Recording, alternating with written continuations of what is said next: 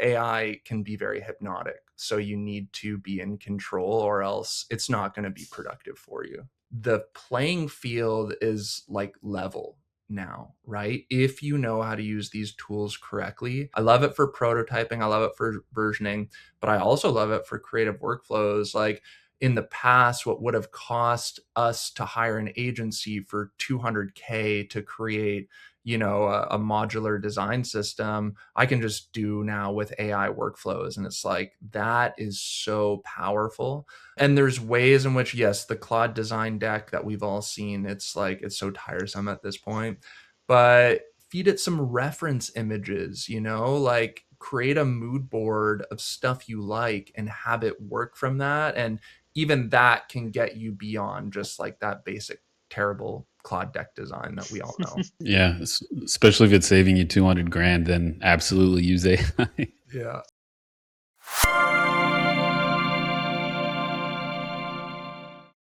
Welcome back to another exclusive Boom Room interview. This is Sasha with Arcane Ventures. I'm here with my good friend and colleague, Carmelo, and today we are joined by our friend, Tom Malone, a creative problem solver and design expert specializing in branding, storytelling, and everything that comes with building the identity and footprint of a startup. He's currently serving as the brand and design lead at Veda, and where he shapes meaningful visual identities and intuitive experiences. Previously, he spent 6 years as the senior designer at Circle, a company we all know and love, where he helped scale design systems and elevate brand touchpoints. He's got a robust background that spans back in leading roles at Rev Worldwide, Polymath, Consensus. He is a Web3 expert and a design expert, and we're very happy to have him on board and talking with us today. Tom, how are you doing, brother? Oh, that was great, Sasha. Thank you. I'm doing great. Feeling pumped after that intro. I feel like Me too, there's actually. some proud moments on the LinkedIn resume, and then there's others that I'm like, maybe we'll remove that eventually. I mean, if you're working at Web3, like we all have those moments. I think that's just like the, what comes with being in this industry. I just have to say and call it out on this, this interview as well. I mentioned it before. Like this wallpaper is so fantastic, and throwback, honestly, because you don't see wallpaper anymore. But you had mentioned, funny enough, like if you're a designer, it makes sense. Like people kind of feel like it's validating you. Like, oh, this guy, he has a good eye for design, a good eye for visuals. Tom, we want to kick this interview off the same way we kick off every Boom Room interview. If you're familiar with this format, you know what's coming. You've had an incredible journey so far. We want to dive into that. But first, tell us a bit about who is Tom Malone? How did you get where you are today, working through your experience in branding, diving into Web3, and speaking to us here on the Boom Room? Yeah, awesome. Thanks, Sasha. Thanks, Carmelo. I feel like, who is Tom Malone? I'm still trying to figure that out, as we all are. But it's actually, when I reflect back on like my journey in Web3 and design, it's not always clear where you're going, but like for me, I think I've always loved technology and like being at the frontiers of that. And I've also always loved design. I've drawn since I was a kid. I've always made music. I've always been an artist, but there's ways in which that can be complicated when you're getting paid for it as well. So yeah, I've gone through this whole journey of I first joined Web3 mostly because I didn't go to college. I didn't want to because I was pursuing more of an artistic career with music. And, I was working some jobs that I really didn't like. And I was like, man, I can't be doing this for the rest of my life. And so I started looking into, just different things that interested me. And I, stumbled across Bitcoin and Ethereum in the early days. And, I think from a philosophical and political perspective, I had already looked deep into like the issues with like the current monetary regime and how that exists and it's creating these mental frameworks for us. So, the ability to dream of a new world of like, finances are at the heart of like everything we do. So it's clearly like really important technology. And I mean, back in the day, it was like for the rebels. So I was like totally on board. I maybe even got into it for some more uh, causes that I guess I maybe don't necessarily resonate with anymore. Like it was very much like a buck the system when I started. And oh man, I remember like I saw someone tweeting about local bitcoins the other day. I don't know how deep back you guys go, but like I was using local bitcoins to like try to convert to back to Canadian dollars. I'm in Canada to pay for rent and getting scammed, through those kind of mechanisms. And eventually after enough scams and rug pulls and being in the industry long enough, you're like, maybe like there do need to be some guardrails. And that's not like, we're always in like this middle stage of like building a dystopian like starknet kind of world, or a like a utopian kind of world where money exists just as freely as like fruit bearing from a tree, right? So I think it takes good people to be building in this industry to make sure we don't go into that dystopian realm. And so that's a big driver of why I'm here. And I think like, talking with you guys and a lot of people in Web3 at this phase, like I think it's very encouraging. um Last thing I'll say is like, yeah, my crypto journey, I think like starting early work with Consensus in the ICO days, which was pretty fun, Wild West. At that time, I also got into Web3 because there was no good designers. And I wasn't necessarily a good designer, but I was like, at least I can compete in this field versus like trying to work at, some big enterprise where you need expertise. And so, the infancy of the industry kind of helped me. So I was, early days at Polymath. That was like one of the first RWA projects. Completely blew my mind that you could tokenize real world assets, and I was like totally in from that moment. And then yeah, I joined Circle pretty early on. I think it was right at the turn of them going from a B2C kind of like Bitcoin app to, okay, we have this thing called USDC. We are starting over as a company. And that is essentially when I joined as like the 60th hire there. And we basically just had a logo and a landing page. And, through those 6 years, it was basically an exercise in one, me realizing I was an artist, because I never necessarily considered that, but also that we are designing a brand that people we're trying to create trust with money, and that is like one of the most challenging brand exercises. And so that was really rewarding, seeing us grow from like a 60 person to 1,200-person company to IPO. And then, yeah, in March, I joined Veda because there's so many similarities to where Veda is of where Circle was when I joined. I think it's this new on-chain primitive vaults. I think it's really exciting technology. And I think it's also inevitable. So I think we're in the early days of vaults. It might grow exponentially faster than that 6 years that it took at Circle, because we have like regulators on our side now. And I really like that Veda is walking through the front door with vault policy as well. So I see there's a really big opportunity for Veda. Excited to kind of do it all over again, even though, that startup world is madness, and being an artist is very stressful, leading a brand and identity, but it's also so rewarding. So I'll pause there. That's a lot to take in.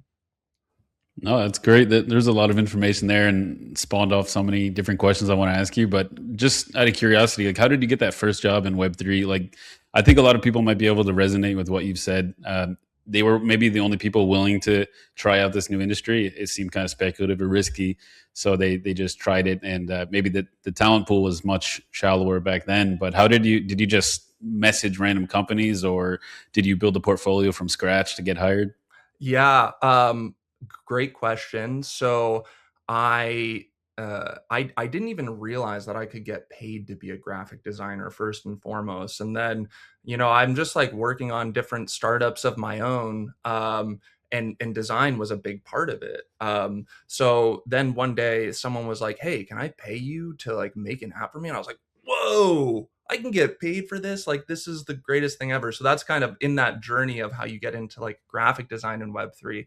And then back in the day, I think like for me, I was just trying to trying to build my resume through like freelancing jobs on Upwork. I mean, Upwork might not be the venue to do that anymore, but I Yeah. saw there was this one agency that was doing Web3 and crypto stuff, and they were looking for more than just a one-time engagement. So, I'm sure just like any job posting, there's tons of applicants and they just have mostly a generic, letter. For me, I really tailored it to try to get their attention. And they ended up loving it. It caught them off guard because I was also a little bit humorous. I was just trying anything because I was like, this is my door in. And they happened to take it. And so, yeah, we did a lot of work for Consensus. I will say, like back in the day, I had no idea what I was doing, but just figuring it out. And I'm sure a lot of people feel that way, but eventually you do that long enough and you start to find your way, and then you start to find out who you are too. To get back to that point of like, who are you? It's like takes a lot of that work, but I think if you're persistent enough to stick with one craft, at first it's really uncomfortable and you just hate everything, but then you stick with it long enough and it becomes more of this artistic exercise where you're able to be more flexible, and you can try new things and have that kind of confidence. So, to go from like not doing anything to like when I look, I didn't realize I was co-founding the Circle brand 6 years ago.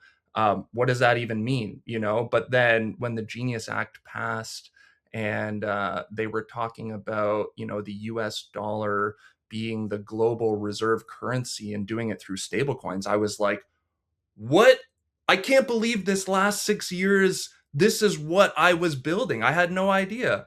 And now it's a huge deal. And I'm like, wow, I feel very grateful that I was given that opportunity. But it wasn't clear at the time, with Circle, we were just a settlement mechanism for Bitcoin on crypto exchanges.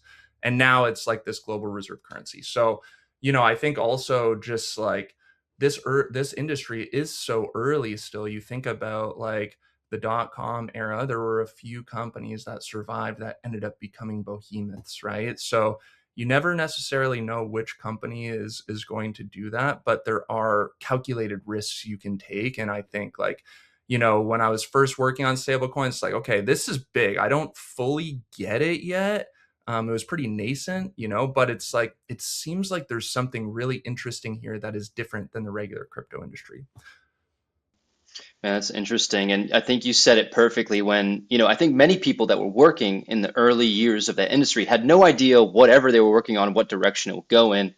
In your experience in Circle being a prime example, I think, Mello and I had worked with a lot of startups throughout the past 5 years within the world of Web3 and blockchain. And there's no telling in what direction that they go. There's no telling what kind of gets picked up. And I want to kind of, foray that deeper into your experience in diving into this world. Like you first joined Consensus designing user interfaces for companies that were launching ICOs, and that was arguably one of the wildest periods in crypto history. We're talking about companies with very few in the way of fundamentals going for public, essentially crowdsourced fundraising campaigns, raising massive amounts of money on ideological visions of the technology that they're going to build and launch and hopefully push through to adoption. What was that like from your perspective on an inside view, specifically from like the narrative and branding side? Because it's something that we don't hear a lot. We hear a lot on the finance side, we hear a lot on the technology side, but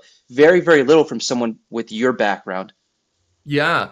No, I think that's a great question. I think like, you know, crypto has always had this kind of look to it, from a visual perspective. I think we all kind of know what that is. And so in the early days, I think it was kind of it was cool to have this, like more techy look and feel. Um, and it was the Wild West, so maybe even, the more ambitious or funky, your ICO page was, the higher the more ETH you got. So I think like it was an incredible time, I will say. And going through so many like boom and bust cycles with crypto too, it's like I see sentiment, you can clearly see who's been in the industry for a long enough time and who hasn't gone through a bear market or two, because they think, oh, this is all over and this is all a scam and all this stuff. And I think, you go through this ICO phase where companies are just raising $1 billion on a white paper. It's like, what wild times. It was like so fun and wild, but also, filled with so many rugs. Is there any ICO companies that are around? But then again, I remember when Binance came out. I was working for Polymath and we were trying to get video content at different events. And we're like, oh, this guy, CZ, who founded Binance, like, let's interview him. Let's interview this guy who founded, Eamon, the head of, the founder of Avalanche. He was just a professor at the time, right? So you're like, okay, well, we're just going to interview these people and try to get content. And, now it's like these guys are huge. And it's like, wow, we like interviewed them in the early days. Like, it's really cool. And so, I think even with Jeremy, the CEO of Circle, like when I first started, we had a lot of FaceTime. We co founded his Money Movement podcast together. And now, I look at Jeremy and he's on these global stages, like, co-chairing Davos and stuff. And I'm like, it's just crazy. Like, this technology is so inevitable. If you can have a long-term perspective, you can see like there is opportunity everywhere. And I think there are these really exciting on-chain primitives that are coming out that, like, we look at now, NFTs, meme coins, like, oh, that stuff is all a bust. No, the technology is actually really fascinating and powerful. It might just be too early, right? Like, you think about in the .com era, there was Webvan, right? And they delivered groceries to your door from, you order it on the internet. And it's like it boomed and bust and everyone thought it was a scam. And now it's like, I do not go grocery shopping. I only get groceries delivered to my house. So I see, I think there have been booms and busts, but also I see some really exciting like on-chain primitives coming out that I'm like, in the way that the internet transformed communication, with social media and streaming, we are now having that happen with money, and we can't even imagine what the world is going to look like in 10 or 20 years from now, now that the internet is coming for money.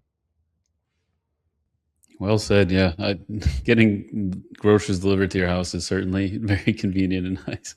Uh, I wanted to ask because, like, you've mentioned a few times, but like the legitimacy of the technology is obviously there, but some of this early feel and look of crypto was really degen or cypherpunk, bright neon colors. How do you think the industry has actually changed, and has it like reflected that through branding and design? Like, I think you were working several years ago with Circle, and everything was very institutional looking. So maybe you Yeah. saw ahead that we're going to have to scrap this if we want this to be taken seriously. We're going to have to get rid of this image problem that crypto has, and we're going to have to, take that fork in the road. But what is that like, and what shift have you seen recently, like with what you're doing at Veda or some of the companies you see that are launching now? Have you seen a shift in how they're branding themselves, how they're doing design, websites, app design, etc.? Yeah. Great question. I think like, the industry, just like any kind of trend, there you start to see more and more of stuff. I don't think like, and I think with financial technology specifically, you are appealing to one, consumers, or two, other businesses, right? And so I think like the crypto degen look of the early days worked for what for the audience, right? But to your point, like with Circle, we identified pretty early on that we're not appealing to that audience, and we're not even appealing to consumers, right? We're like appealing to businesses, we're appealing to these like decision makers. And so yeah, a lot of time design, I've realized as a designer in the early days my designs were very loud and very colorful and big and in your face. And I reflect back on that, and in a way it was me trying to compensate for not being a great designer, right? It's like, I'll just like splash this stuff in your face, but you look at it long enough and it's like, okay, I'm kind of tired of that. I think, when you're creating these companies and these brands that are meant to stand the test of time, and they're meant to, this is money we're talking about. This isn't a magazine. It's not a consumer um, tangible product. Like this is something that is so deep within the human psyche, like money and this relationship with it, that you have to really be intentional about what you're designing, how you're designing, who your audience is. And I think being more subdued, I think, is often when you can strip away all the noise and get into like the first principles of a brand, and like what is true about this brand, and then build on top of that. That's where the brand expression actually comes to life. So for Circle, I think like our logo, it was really two sides of one coin. It was traditional finance and it was blockchain technology. So traditional finance, green and money, right? You think about tangible money, it's green. And then this like crypto world is more like this purpley vibe. So that was like maybe more of like a first principles for us, and then realizing, okay, we want to appeal to these audiences. So we build this brand. Also, like I just will say Circle as a company, it's great. Like the name, what we're trying to do. Like I often think about Airbnb and like what a challenge that brand was to go from a terrible name to this like icon that we've all inherited, right? And we think Airbnb, great design. And it's like that name is terrible, but the design is amazing, right? So thankfully with Circle, we had a great name. And then also with Veda, like there's a lot of depth with the term Veda. Like I don't know if you guys have heard of that term before, but usually when people hear Veda and they think of the company, it's like, what does that mean? And so Veda is actually a Sanskrit term that means wealth, or it can mean obtaining hidden knowledge, obtaining wealth. So I think like using that, when I came into Veda, they didn't have any brand identity. They didn't have a brand function. So for me coming into Veda, now spending 6 years at Circle and probably 12 years in the industry, um, I come back to, okay, what is true about this brand? Let me start it from first principles. What's the name? Veda. And then what are the Vedas? Like how can I know this term, okay, this it means this, but like it's also these ancient manuscripts, these ancient Hindu manuscripts that all have specific themes to them, right? So there's the Ayurveda, there's all these different Vedas. And so you start thinking, well, does this reflect our brand and what we're building? Let me see how I can start to integrate some of this stuff, because it's true to this term that has held true to humanity for the last 5, 10,000 years. Let me see how I can integrate it into the brand look and feel. Right. So I think it's both building the brand from first principles and then really like knowing who your audience is. Right. Like I don't think a traditional finance, VP is going to want to see a really splashy in your face product for, they have hundreds of millions of dollars that they're trying to entrust with this company. So maybe it needs to look more institutional, it needs to look more like BlackRock and less like, this crazy splashy brand. So Yeah, it's really an exercise in intentionality, first principles, and a lot of thinking before you actually get to the designing. Yeah, it's kind of ironic because our name also means like hidden wisdom or knowledge, like arcanum. So, Oh, but yeah, it's kind of a weird coincidence. But I wanted to ask on that note, like you reminded me of this. When we first started our company back in 2021, Sasha and I, we agonized over figuring out what to name our company, let alone the rest of it. What should it look like? What should the feel be? We're by no means designers. We had no idea what we were doing, and we sort of had this inorganic process where we tried to figure out what to call our company, what to design it around. And can you just take us into that? Because we got a lot of founders that watch the show, and I'm sure everybody has experienced this that's ever started a company. Like, what should I call it? What should the logo look like? What should the branding colors be?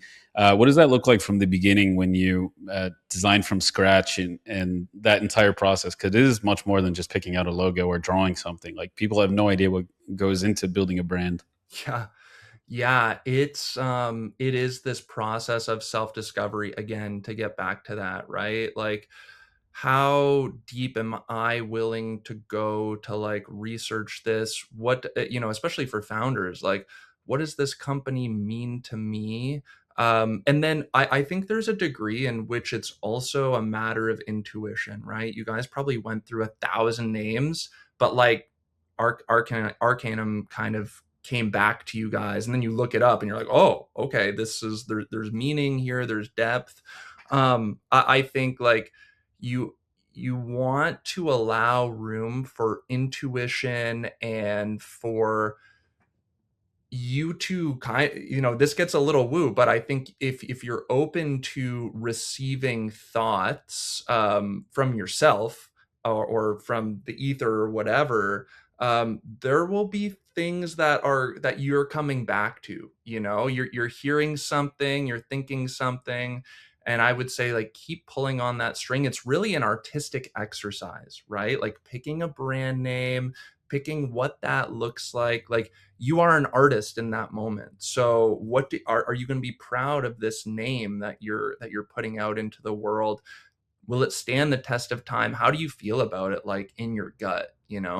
And so I was fortunate. I didn't come in, like, I had came in after they had already named the company. So I'm like, thank you guys. Like, you've already set me up for success. You're not Airbnb where I have to think about how I'm going to make it awesome. Like, it's already awesome. I love this term. There's this deep, rich history. Like, let me build on top of that, right?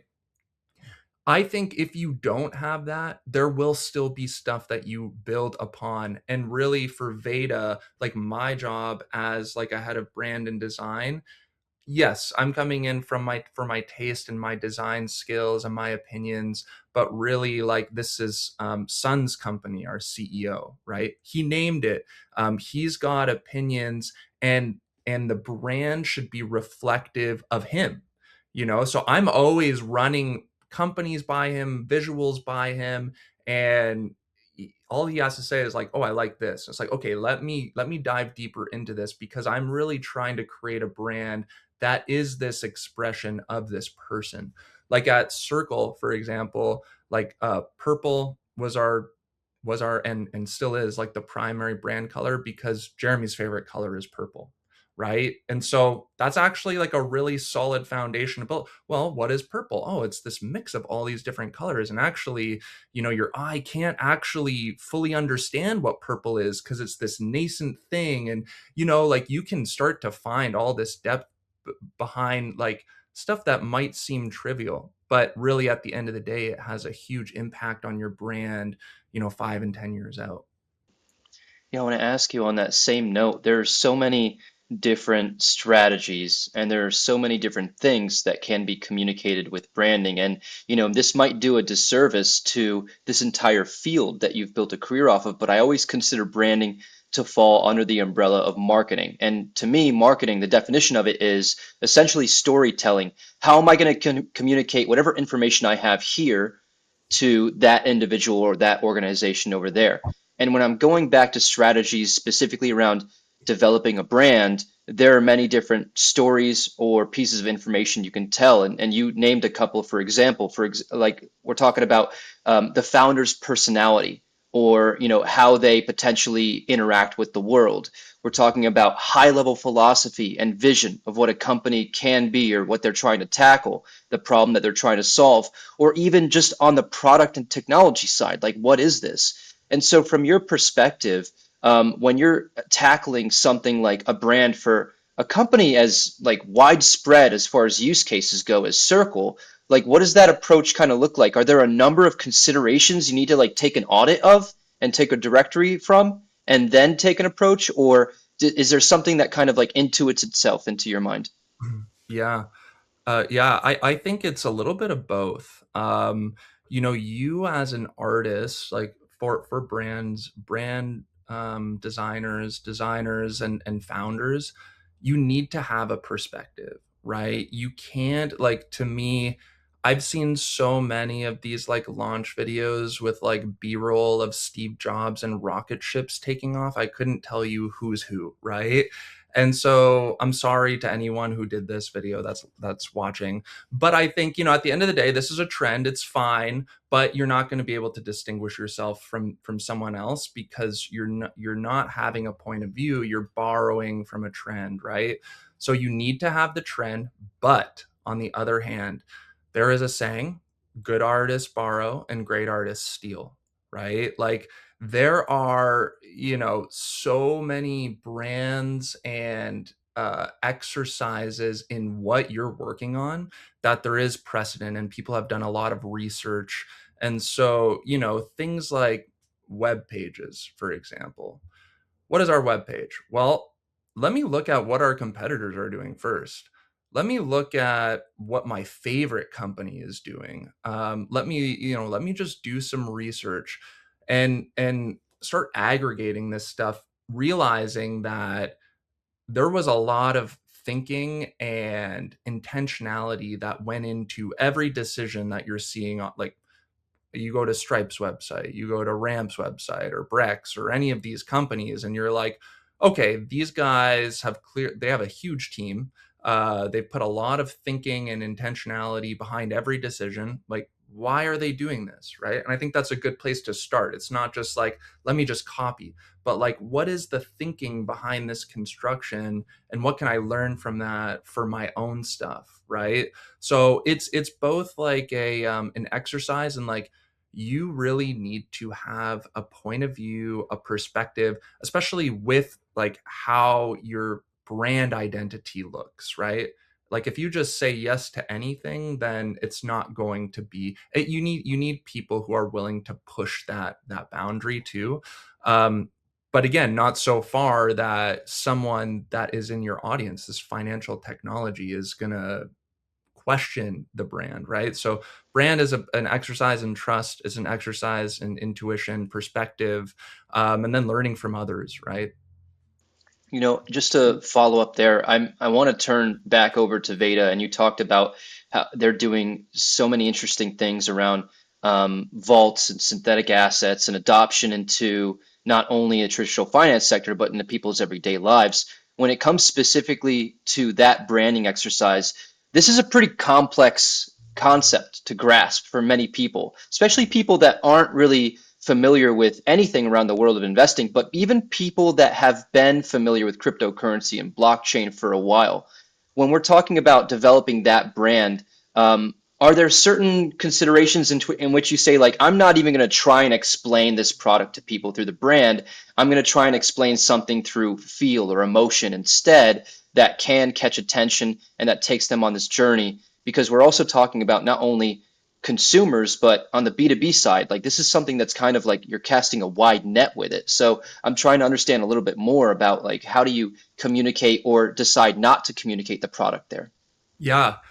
Yeah, this is a great question, and it's an exercise that I've actually just been mapping out. Is what is the visual identity across the spectrum of marketing and brand awareness, right? Like, you have top of funnel, someone has never heard of Veda before, maybe they're on their feed or you see a billboard. This is like the very highest level of brand education that you're going to do, and really you're trying to cause intrigue, you're trying to just stick in their mind, like it takes generally like 6 times for someone to see something to remember it, right? So you really have to find creative ways into really like the human psyche, right? Like you're trying to elicit some kind of reaction. It can be any reaction as long as it kind of sticks with them. And so for Veda, there are certain guardrails in which we would want to provoke a reaction. Like we're not going to want to make people angry. We're not going to want to, like I think there are certain emotional um, emotional things that we want them to feel at that higher level, and that's like awareness. And then in the middle of this funnel is like an education piece, right? Like this is where your product comes into play. Like you're going to come to the website, you've kind of felt something about Veda, and now you need to understand something about Veda. Like what are we doing? We've given you this like lofty thing to think about. You come to our site, like, okay, how does that work in practice? And so I think like the website is a really great opportunity for that education, right? You should be having your product, there should be no obscurity into what you're offering. You really want, if someone's coming to your website, it's like your storefront, right? It's like we want to establish trust. They're probably not going to buy something the first time, but we want them to, especially with Vault, and all this primitive on-chain technology, like it takes a while to understand. When I joined Veda, it took me probably 2 months just to download what it is like a Vault primitive is, and that job, right? This is why I say Veda reminds me of Circle when I joined, because we had to take this job of like explaining what a stable coin is and getting people to trust it just like money. And I feel the same way with vaults now. Like no one knows what a vault is except for maybe 500 to 1,000 people in the world right now. So how do we take this like on-chain obscure primitive and make it so like my mom can understand it, right? Like I think it's a technology for a new savings account. Like that's kind of interesting at like a higher level way of understanding things. But then you come to the website and you see, oh, okay, we can you can integrate any DeFi protocol you want into your app, and all your customers have to do is like press earn, and there's all this interesting stuff that you can be educated about. But it visually, there's a visual funnel that happens. And so I think top of funnel stuff is more like real world imagery, more aspirational, more just billboardy kind of stuff. Middle of funnel is like you're getting into product UI, you're getting into more visuals that are more intuitive, that you can understand what this company is doing at a glance. And then you have this final conversion phase of the cycle with like sales enablement, right? And I don't think your brand, you don't need to be loud in here at all, and your product, right? This should be like simple, intuitive, convincing, and trust building. If I'm going from my website to an app and they look different, that's going to break trust. So you need to think about how that visual identity is like cohesive across all the funnel. Mm. Just real quick follow-up question because you had me thinking. To be fair, the majority of companies, if not like 99.9% of companies, they're actively seeking to build trust, and they're seeking out service clients or users or consumers. Is there any case in which a company might choose to design a brand in which they want to elicit some sort of like negative emotion from people, like anger or outrage or fear? Like, Palantir is a good example. I think they should rebrand to be, aligned with more of like what I believe their evil operations are looking like. But I'm just understanding, like maybe from your perspective, what does that look like? Yeah, it's such a good question. I know I'm saying this every time, but you guys are asking great questions. Um, so there are these Jungian archetypes that I think are a good foundation for anyone building a brand. and you can look to see how these Jungian archetypes apply to like big Fortune 500 companies. And you start to see there's some commonalities. Like, for example, Apple is maybe more of like a magician style archetype. Like, they take all this complex stuff and then they make it really simple, right? Like, is your brand more Apple, or is your brand more like Harley Davidson, the rebel?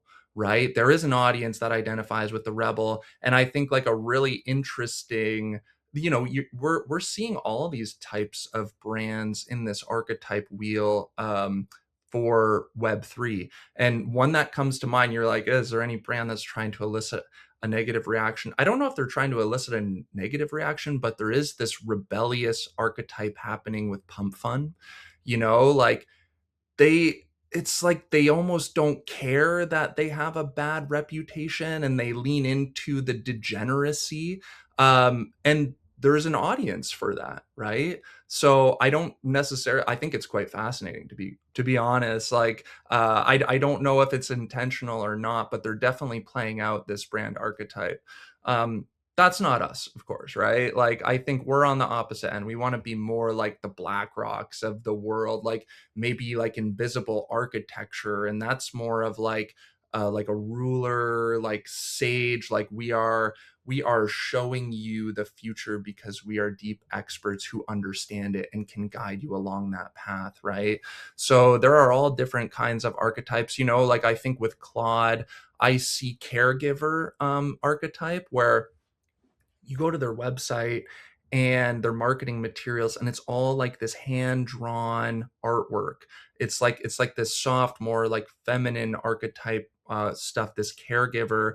And they also talk about safety, AI safety. We are concerned for you and your safety, right? This is like a big message that they're proponents of. So they're really leaning into that, like, archetype, caregiver archetype, because they think it's strategically beneficial, or maybe it's just a part of their brand identity, right? So I think once you and it's not just locking in on one archetype. I don't think, just like one person. They're more complex than just like a singular thing.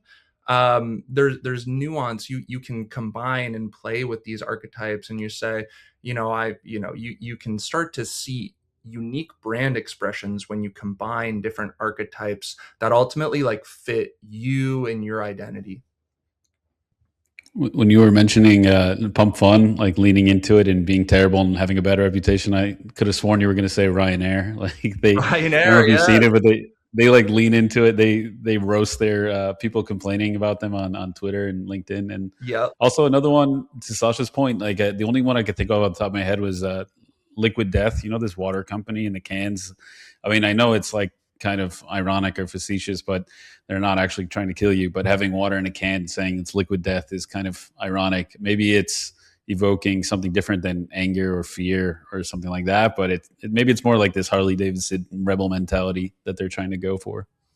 Yeah, yeah. I wish I had the brand archetype wheel in front of me, because I just highly recommend you guys check it out if you haven't looked at it before with like corporate brands, and you'll be like, oh yeah, okay. Like, I can see how they're leaning into this archetype style.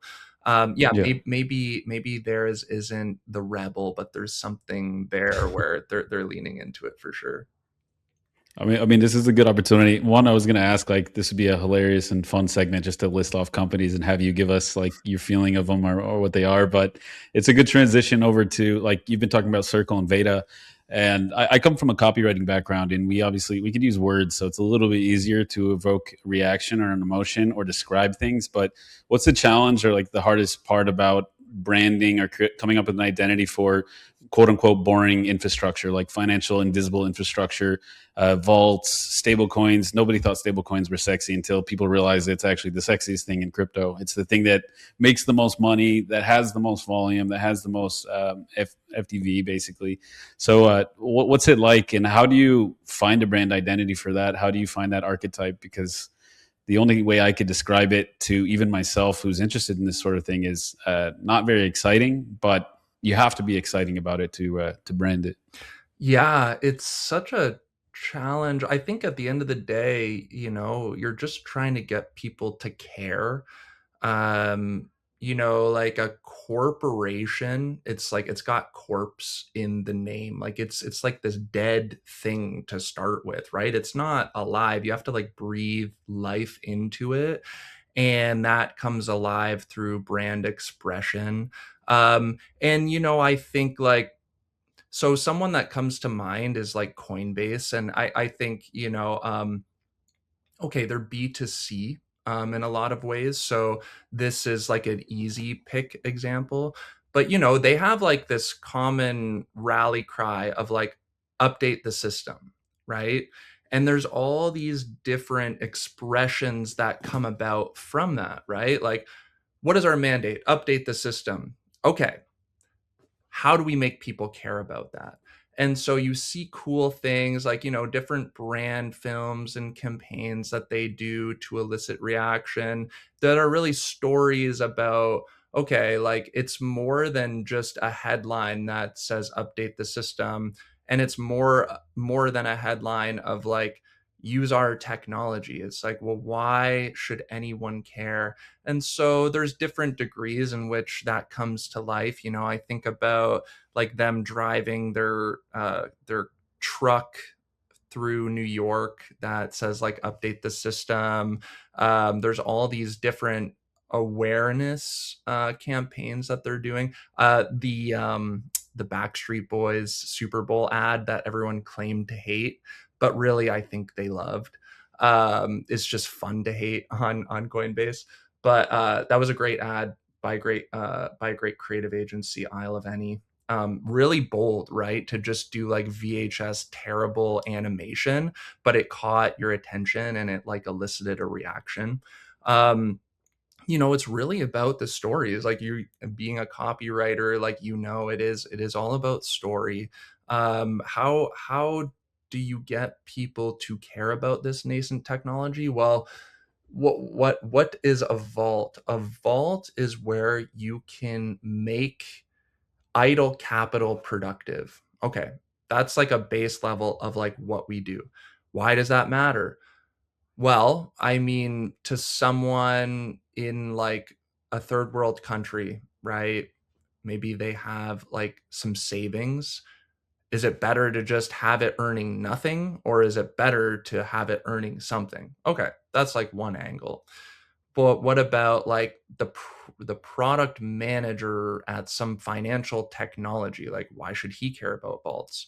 Well, for him, it might not be about vaults, but it is about him looking good for his boss and him improving the company's bottom line and him making a difference. So how do you communicate that to them, and at what degree, while being truthful too, right? Like you're not in it to scam people. You're just trying to think, okay, what is this person's situation? So I do think it's really an exercise in like not only, okay, you've identified your customers, but like what are they thinking? Like what's going through their mind? Why should they even care about you at all? Like there's ways in which you can get their attention, but then if you get their attention with no action, then it's useless. So you also need to educate, and you need to be thinking about that customer and like what they're thinking and how you can help them. At the end of the day, that's all business is, right? It's like people have problems and they'll pay people to solve it, right? So how do you become that person? And that's like the job of a company as much as it is like individuals within that company as well. Yeah, absolutely. And I think a big part of it, whether you're copywriting or doing branding or graphic design, the hardest part is like appealing to multiple different types of audience and archetypes at the same time, because they're not going to have everything in common. They're going to have one thing in common, and that should, in theory, be your company or what you're doing or providing. But I Um, wanted to ask. Oh, Can go can ahead. Go I ahead. can I jump in real quick on that? Yeah, Because, yeah, absolutely. like thinking about brand in the modern age and this like the like our just totally zapped attention span, right? Like how do you get attention of your customers? And I was just talking about this example yesterday that has still stuck in my head. It was like maybe over a year ago that there was a company that identified their exact person at the company Hmm. that they wanted to sign a deal with them, right? So they actually studied this person's route to work and to home, right? And they put billboards up across his entire route for weeks. And you know what? It got his attention and he ended up signing, right? So it's like in this day and age where it's like anyone can put out an ad, anyone can spend money and get Rick Rubin or whatever. How do you be creative and break through the noise? And I'm not hating on that ad, by the way. It was cool. It was cool. But that's where you get to when you're at Poly Market with those budgets, right? You okay, you have like $1 billion in ad spend, like let's spend it, right? Like what's the most Yeah. expensive stuff we can do? But in those early days, you really have to be you have to figure out ways to break through the noise and get people to care. So I think that's such a great example of like this is guerrilla marketing in the day and age of AI and everyone's attention is zapped. Like you got to really be specific in who you want and just go after that person. And the Mhm. awareness, it's a separate campaign. But there's ways in which, yeah, you can get people to care about that too. But sorry, go ahead. No, no, like you kind of answered part of it already, but one of those audiences that we're talking about, of course, like we all work in the startup space here. VCs, investors, partners. You're not just marketing to your potential B2B or B2C clients. You're marketing to potential fundraising targets and investors. And Sasha and I have looked over tens of thousands of pitch decks, websites, any investor documents. And I'd be lying if I said that it didn't play a massive role in your first impression. You only get one first impression. You see a lazy, bad deck. Maybe it's really bad AI, or it's just really lazy, like it looks like a sixth grader's PowerPoint for a book report or something. These things have like a really they linger in your mind, and you instantly make a yes or no call based off of these really seemingly shallow things, because it lets you know on a deeper level, like do they have the vision? Do they understand the importance of first impressions? Are they lazy? Are they perfectionist? But I wanted to ask, like, because Sasha and I lecture our portfolio companies all the time on the importance of first impressions, and how important is it for a founder, a fledgling founder, to spend money on branding early on to build something that's captivating, that's convincing? Because like we all come from crypto too, where crypto is famous for having very little substance, but having sleek and elegant branding. Like I can't tell you how many companies we could probably name right now that had incredible branding that matched like Apple levels of branding, but they had nothing under the hood. So, yeah, like what would your advice be to founders early stage that have no idea what to do? They don't know how important it is, what they should be looking for, etc. Yeah. Yeah, I think like it is as someone who's in brand, it's like obviously I have a strong opinion on that. But to get someone's attention and to make a good first impression, you actually don't need like Apple level design. You need like product market fit and an interesting way to capture attention, and to build that trust. Like I actually, with Veda, it plays right into your question where I'm actually shocked at how well they've been able to build their business without anyone heading up their brand. But it's really because they found like product market fit, and they're working really really hard to build that trust with their clientele. And now I get the job of just coming in and say, oh yeah, and we're also like visually and brand wise awesome. So I actually, as much as it would be important for me if I was founding a company for that brand and design to be spot on. Like if it's not your forte, it should be good enough where you're not getting rejected on that alone. But you really like you need to find product market fit, right? If you found product market fit, eventually you can bring in that brand level director to tell that story. But if you do it too soon, you're in my opinion, you might be burning cash in the wrong place, right?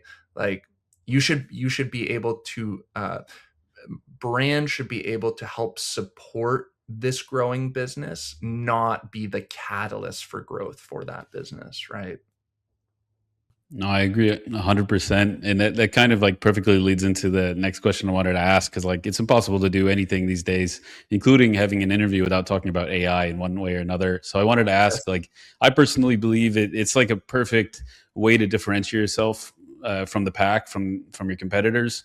Uh, Brand is like an awesome way to show off, to show that you really mean business. But now, like going back to that last question, founders that might be stretched, they don't have a big team, they don't have a lot of budget, they haven't raised a dime yet. So they might be, there's that temptation to use Claude design and build the same deck that everybody else is building or the same website. What do you think AI's effect on brand design is right now and it will continue to be in the future? Like, how would you advise somebody to use those tools correctly versus the wrong way, let's say? Yeah, I've been using AI pretty much like since it came out. And to see it evolve from the creative lens has been like fascinating. Like I remember, I don't know, at this point, yeah, maybe 2 years ago, it's like using AI and just trying to get the hands to look normal, you know? And now it's like I am creating stuff that is not only indistinguishable from real life, but I'm able to create like new stuff, right? And to me, that is like where the power of AI comes in, is like as a creative, I don't, everyone was always talking about AI, to your point, right? I don't see it replacing in like an artist. I can see it replacing the job of like a junior designer. But I think it enables a junior designer to punch above their weight as well. So I think that is true for any company. The playing field is like level now, right? If you know how to use these tools correctly.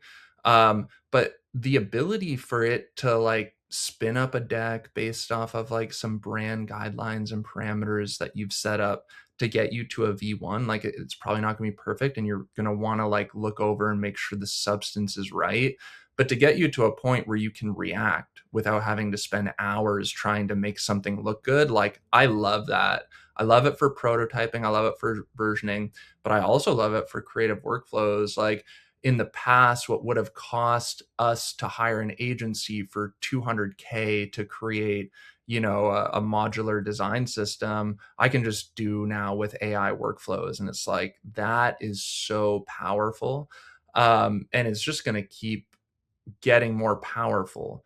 So I think it's like incumbent on anyone in brand and design, or founders to like use it, and get good with it. And there's ways in which, yes, the Claude design deck that we've all seen, it's like, it's so tiresome at this point, but feed it some reference images, like create a mood board of stuff you like and have it work from that. And even that can get you beyond just like that basic, terrible Claude deck design that we all know. It's Yeah, especially if it's saving you 200 grand, then absolutely use AI. Yeah. it's interesting because we've been hearing so much from these AI talking heads, the CEOs, Sam Altman, Jensen Huang, and everyone's talking about how, they should completely shift curriculums around in educational systems where, like, instead of learning all these things that we've been learning for decades, just teach people AI. And it's always, it kind of feels cringy to me, like it hurts in my stomach to hear that, but there is some truth to it. We've got to wrap this up soon, but I want to move towards the last couple of questions that we have, and you answered some of them, Tom. But I want to ask you a little bit more broadly around um, the advice that you can give some founders in our audience that might be listening. You talked about certain ways that you could use these tools and AI for workflows, maybe some design principles. I'm not going to ask you to spill your secret sauce on what your process is in building a brand from start to finish, but what other types of tips and tricks can you offer, let's say, aspiring designers or founders that might not have the budget to hire a professional and on that journey? Um, Yeah, I mean, the internet is so vast with education at this point. Like, you can learn how to create an amazing deck or amazing images and mid-journey and stuff just from like watching a YouTube video.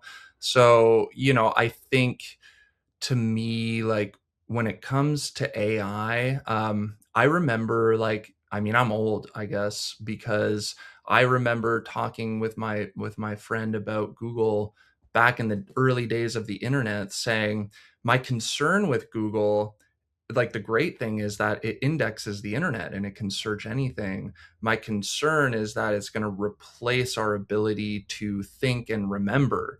And you just talk to anyone now, it's like, well, let's see what Google says, right? But now it's like, well, the AI told me this.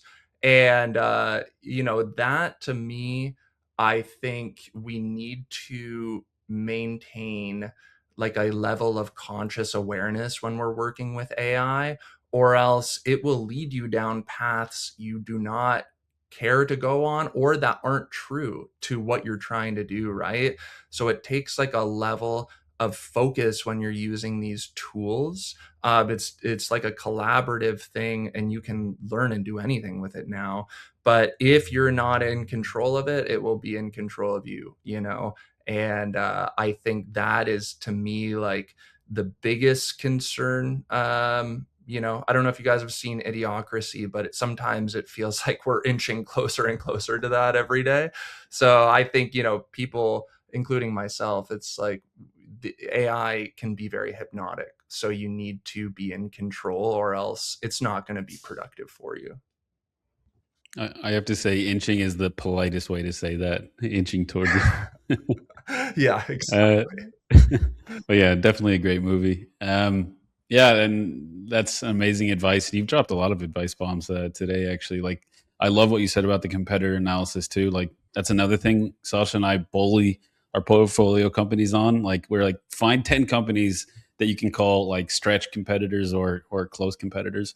Analyze everything they do, make a comprehensive list of everything good and bad that you like, and what you can take away and what you can discard. That's very valuable, not just for brand design or copywriting or marketing, but just on a company wide level. But a lot of great advice. And we want to bring it to our last question. We also end every episode the same way. But before we do that, we want to remind everybody to check out the show notes below. Subscribe if you like this content, if it's useful to you, if you've learned something today about brand design. And we're also going to drop Tom's links for himself and for Veda below. So check it out and check out what Veda is doing. And yeah, speaking of Veda, the last question is over the next 12 months, what are you most bullish or excited about? The only rule is you can't say Veda. And we're just going to be sticklers today and say you can't say Circle either because you used to work for Circle. But what is something? It could be a company, it can be a niche or an industry, something that you're really excited about that you think is going to do well over the next 12 months. Zcash. I Okay. think like Zcash. I mean, I'm not trying to give financial advice at all. Um, Hmm. I think the ability to have a digital store of value asset that is both private and quantum resistant is massive. And this is someone who values privacy. It reminds me of a lot of the early days of why I got into crypto in the first place. Um, but with better technology, better rails, and I still think there's a role in the system for transparent blockchain transactions. But just Hmm. as a store value and a project that's doing really interesting stuff with some of like the brightest minds in the world when it comes to cryptography, I think Zcash is like very, very exciting, and I'm really bullish on it personally. Again, not financial advice, but it is something that I am just really excited about as a technology. All right, that's a great answer. Yeah, anything privacy related, I'm a big fan of, and I think Sasha is too. So I dig that answer. Yeah, Awesome. absolutely. I haven't heard about Zcash in months now, so I gotta check in and see what's going on. It was all the hype like at the beginning of this year, but awesome. Yeah, Well, yeah, yeah. Tom, thank you. Yeah. Go ahead. Go ahead. No, I was just gonna say thank you so much. It's been an amazing conversation. I learned a lot about branding, honestly. I'm sure, Mello, you have more experience when it comes to brand design and narrative construction. I'm sure you learned some things as well. But it's been a real pleasure having you on, and thank you so much for leaving us with all these tips and wisdom. And again, just a reminder for everyone, if you're interested in learning more about what Tom's doing at Veda, check out the links below. We're going to drop some links there. And yeah, show us some love, throw a like or subscribe our way. And Tom, again, it's been such a pleasure to have you on. We got to have you on and talk more about branding. And what I'd love to do is have a little lightning round where we throw some companies your way and you just tell us the first word that pops to mind. I think that would be a lot Yes, of fun. let's do it. That sounds awesome. All right, guys. Until next time, thanks everyone for tuning in. Take care and talk soon. Ciao, ciao. Ciao, y'all.